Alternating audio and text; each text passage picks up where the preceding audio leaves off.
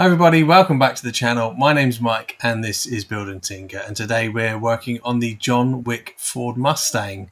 It's the issues 9 to 14 is what we should be working on today, but we're actually going to have to skip issue 14 because it arrived without any parts. It does happen from time to time, little mistakes are made. Fanhome are famously run by humans, and humans make mistakes. We all do, so it's not worth getting upset about. I've contacted customer service. They're going to send some new parts out, but I wanted to crack on with the video even though they haven't arrived yet, because I suspect it's going to be a week or two and I didn't want to wait. So we'll do the issues that we do have parts for, and the first one is issue 9, and we're going to be looking at putting together the top half and the bottom half of the engine. So we're going to construct the bottom half of the engine block with the starter motor, bring that onto the top part of the engine and include the gearbox in that assembly as well. By the time we're finished, we should have almost completed engine and gearbox assembly. So let's get started.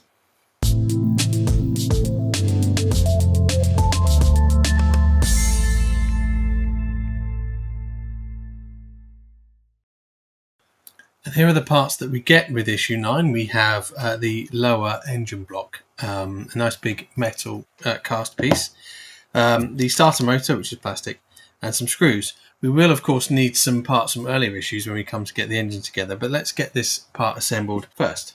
And the only tool we're going to need today is our Vera screwdriver. We use the PH0, which is a good size for most things. So we start with the engine block, and we're going to turn it onto its side to reveal these two holes. And the starter motor here has two little posts, and you simply push it onto those posts, and it's a firm push.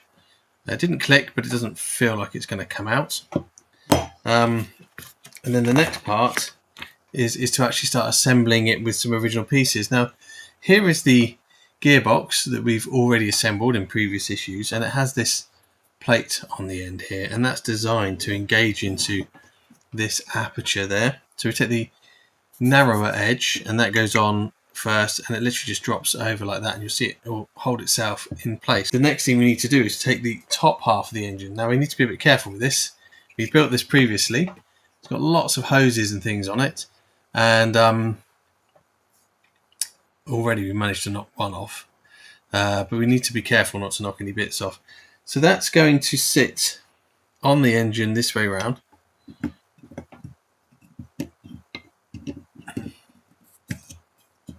like so. We'll bring that gearbox, the lower part, up to the gearbox again, like that.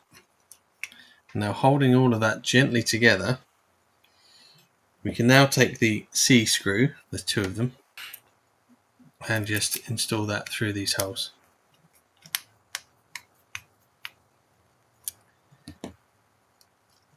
And with those two screws in, we can bring it back the right way up. Well, I managed to lose one hose. It's not too bad, is it?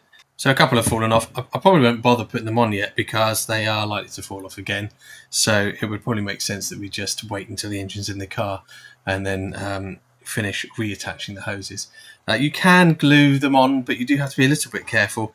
The plastic, the silver plastic here on the end that has a lot of the little posts on, is quite soft, and I used a strong super glue on one of them and it actually melted the post off. So be cautious with your choice of glue. That's actually everything for issue 9, which is completely done. So it's pretty quick and easy to do, but the end result's pretty fantastic with this rather large piece of engine and gearbox. So that looks great.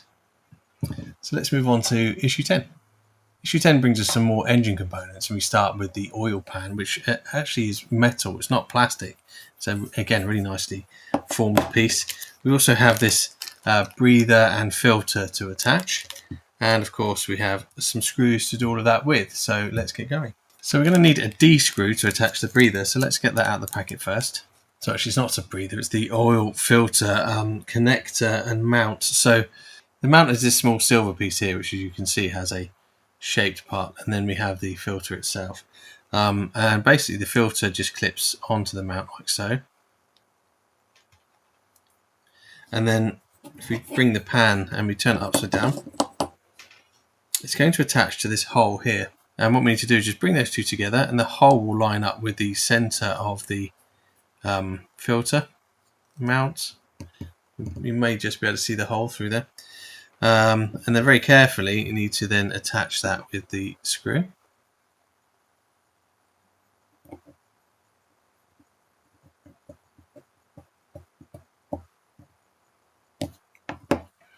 And it's shaped nicely to ensure that it doesn't rotate as you're doing it up, and just make sure this silver detail is pointing upwards towards the top of the pan. And next we're going to attach this pan to the underside of the engine block itself. And again, we need to hold it carefully and try not to dislodge too many of those hoses. And the pan simply drops over the top like so, and it's screwed into place. So there are 6 screw holes, and we need to use these H screws.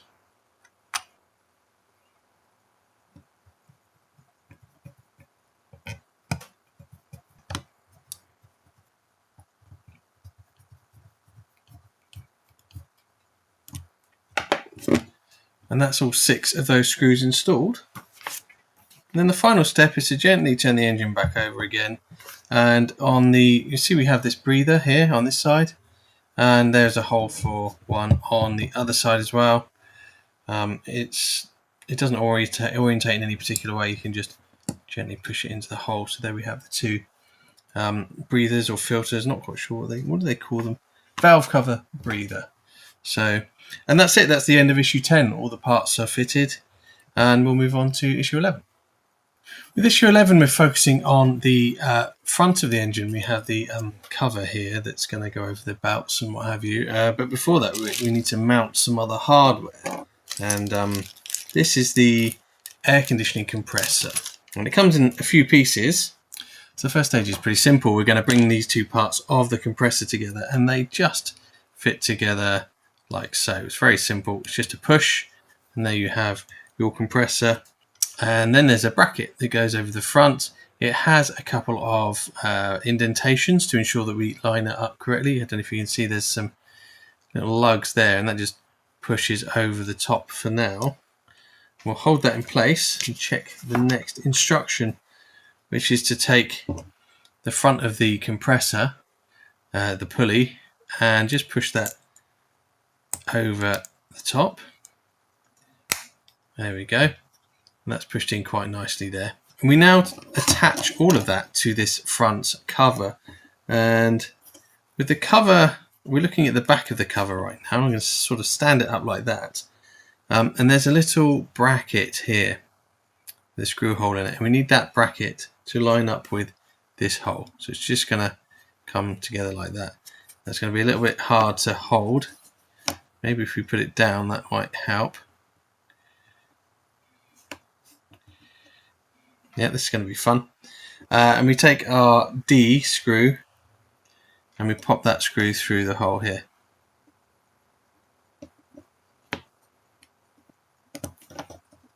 Like so. That's now attached. And they've also provided us with these 2 air conditioning hoses, but they don't want us to install those right now. So we're going to pop those to one side. That's issue 11 done, very easy. So let's get on to issue number 12. So despite all the focus on the engine in the last few issues and the fact that we haven't quite finished it yet, there's a sudden departure, and now we are looking at a seat. And I think it's the left seat, so that would be the driver's seat. We have here the seat base and top. They're not super squishy, but they're slightly rubberized plastic. And then the frame, base frame and rear cover, which are both quite plastic. We have also some screws. And what's in here? Oh, it looks like a little handle, probably for the seat adjuster.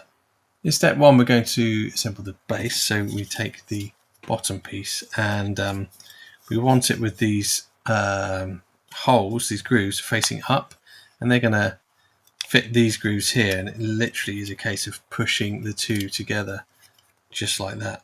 Very straightforward. And it's a similar story with the back, where we simply offer one up against the other, and these posts push into holes in the seat back. And we just need to get it lined up and give it a squeeze.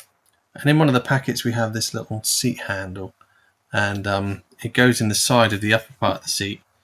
So the hole is keyed, as you can see here. It has a slight indentation on one side to ensure that we get the handle installed the correct way up.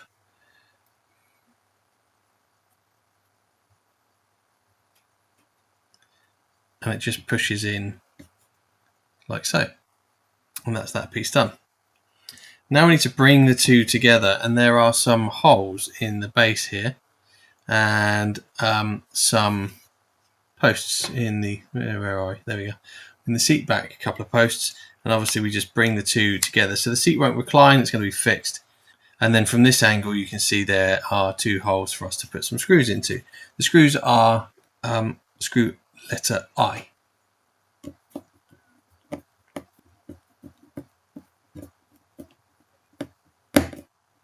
And there we have our fully assembled seat. And that's issue 12 complete, and we're really pushing through them quite quickly. So let's crack on and do issue 13. And with issue 13 we get back to the engine again, and we're going to be doing some engine pulleys. And they've given us some idlers, the water pump, and a few pulleys here, and a little packet of screws. And the first step is to take this silver bracket and this, which one is it? This one here, this pulley with the silver bolts on it.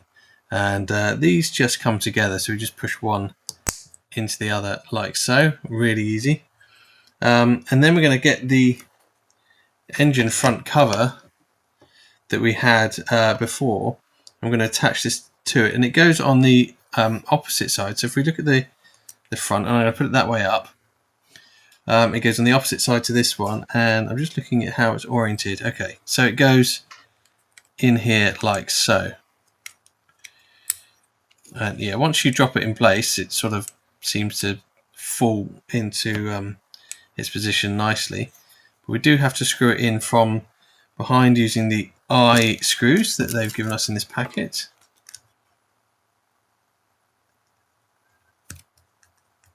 And there we have that attached now. And next we have to assemble a pulley, and it's these two black pieces here, and they clip together. You'll see there are some holes on this one, and on the inside of this one we have some posts, and we just need to make sure they're lined up. It will only go on one way. Give it a little push. It's not a particularly tight fit at all. It will fall apart again. So we need to hold that like that. And it goes, there's a chrome painted nut in the center, and that's going to go back onto the engine cover and the bottom here. And again, holding it into place, and then applying a screw to hold it down. And there's that one attached. There are two more pulleys, quite small ones, each with a little chrome piece, and they fit into these two holes here on this side. So we just push one into each.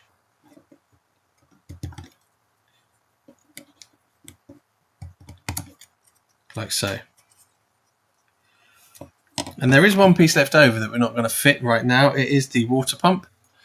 It's a silver piece, and they've asked us to put that aside for the next, well, assembly in a later stage, whichever one that is.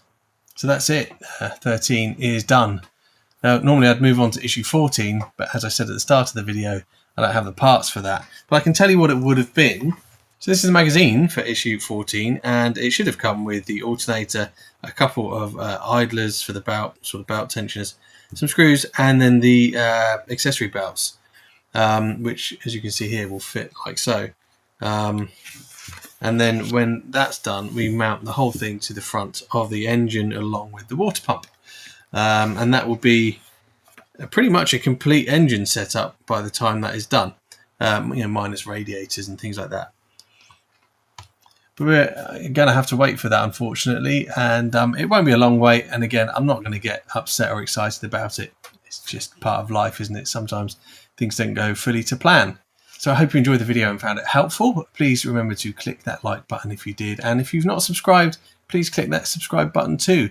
The vast majority of my viewers are not subscribed, and it would really help promote the channel if you click that button. And it costs you absolutely nothing. So go ahead and click that before you leave. And also make sure you go ahead and have a great day, and I will see you again next time. Take care.